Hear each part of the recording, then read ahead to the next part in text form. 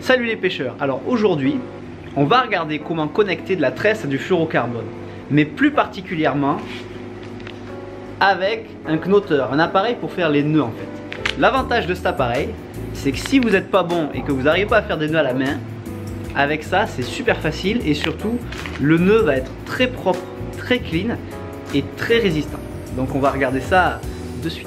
Donc dans le knotteur, voilà quel axe, c'est un modèle Stomfo, c'est le modèle basique en fait, qui fait exactement la même chose que les autres, sauf qu'il est moins cher et peut-être un peu moins fluide en fait. Mais vous allez voir, il fait vraiment bien l'affaire, surtout pour le prix.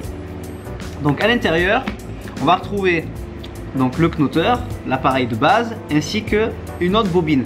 La différence entre les deux, c'est qu'en fait la bobine argentée par rapport à la bobine dorée, elle est plus légère. Ce qui fait qu'on va plutôt utiliser ça quand on veut réaliser des nœuds avec du fil plus léger en fait, style pour du fil à loup, à dorade ou d'autres choses.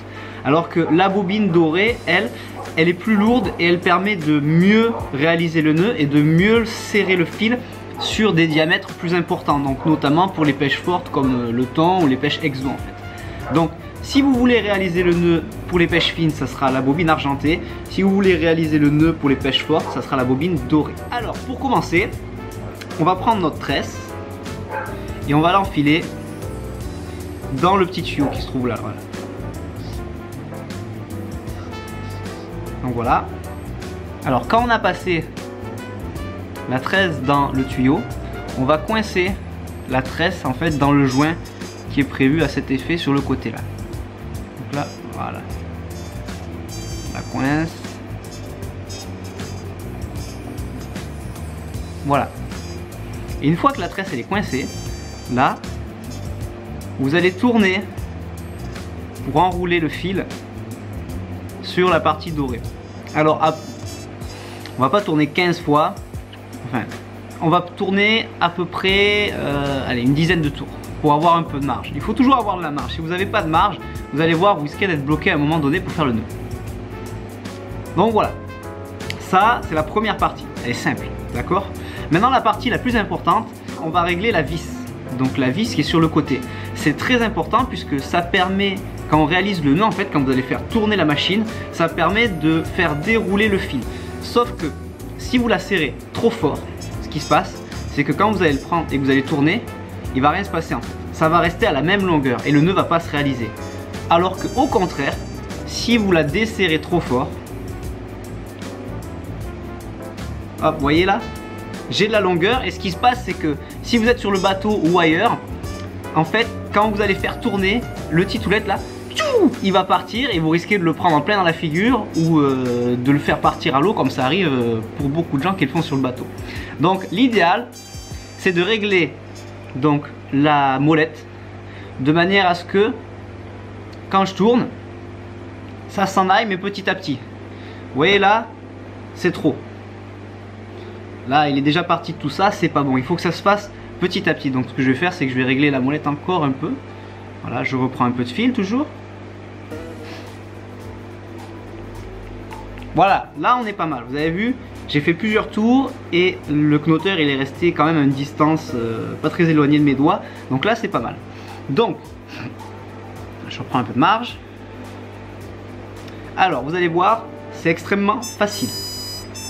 Donc je vais prendre d'un côté mon knotteur avec donc la tresse. Alors je m'arrange pour que la tresse, en général la tresse elle sort de votre câble. Donc je m'arrange là pour la mettre un peu loin.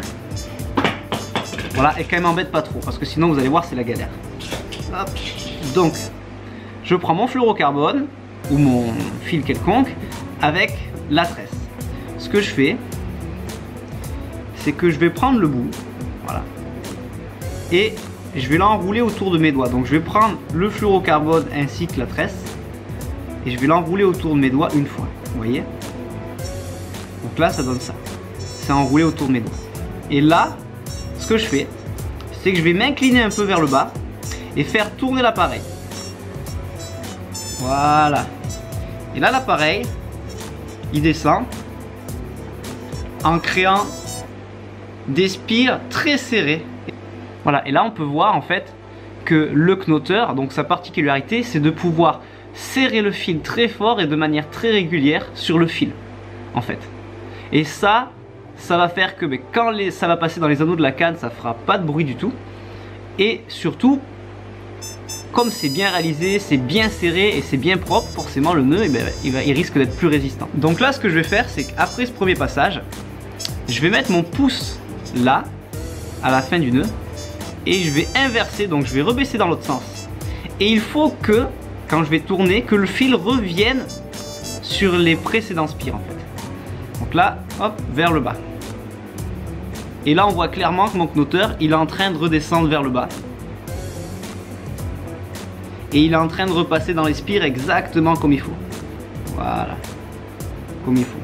Alors, plus le nœud est long, et logiquement plus ça sert. Mais ça sert à rien non plus de faire un nœud de 50 cm. Et là on voit clairement, voilà, que le nœud, que les spires sont revenus dans les autres spires. Ce qui fait qu'on a un nœud qui est vraiment slim, très clean, très serré et très bien réalisé en fait. Ce qui fait que quand ça va passer dans les anneaux déjà, ça va pas faire de bruit, le nœud va pas s'abîmer. Et comme c'est très serré, très compact, plus le nœud est long, plus la tresse va serrer sur le nylon et plus ça va tenir en fait. Donc là, on a quasiment fait le plus gros du boulot. Il reste juste à faire. Donc, hop. Voilà, là il nous reste donc le fluorocarbone, la tresse et le knotteur. Et là, à ce moment-là, je vais dérouler la longueur qui me restait. Voilà, je déroule. Là, j'en ai un peu trop, ça sert à rien. Donc, je vais juste le couper. Et donc là, pour terminer le nœud, on va tout simplement réaliser des clés en fait entre le fluorocarbone et le nylon. Donc là, ce qui se passe, c'est que je fais une boucle, vous voyez, entre le nylon et le fluorocarbone. Et tout simplement, je viens chercher à l'intérieur l'autre fil. Voilà. Et là, voilà. Ça, c'est ce qu'on appelle une clé dans les nœuds de pêche. Et là, une fois qu'on l'a réalisé, on va la serrer fort. Et là, en fait, on va en faire, allez, une quinzaine, une vingtaine. Comme ça, en fait, ce qui se passe, c'est que là, le nœud il est terminé. Si je tire, là, il bouge pas.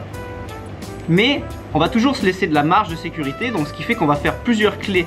Donc on a le nœud basique, et là après, on va faire plusieurs clés en fait pour faire une sécurité au cas où si le nylon il vient quand ça tire très fort, si le nylon il vient à se décoller ou à glisser dans le nœud en fait, on se laisse une marge de sécurité. Donc là c'est pareil, on va refaire des clés.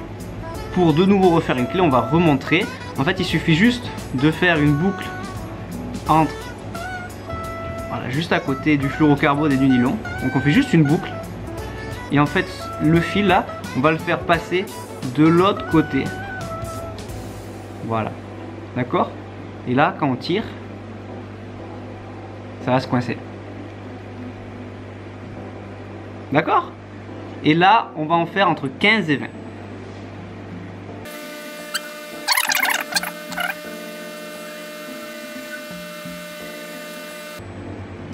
Voilà, le nœud terminé. Donc on voit clairement là où on est passé avec l'appareil. Et là, on fait des clés. Donc on peut en faire... Voyez. Donc là j'en ai fait une dizaine.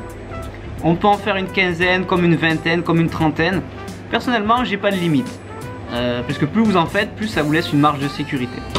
Et après, quand on a fini, on va couper le petit excédent. Voilà. Et là, à ce moment là, une petite sécurité, c'est on mouille le fil et on le tire à la main.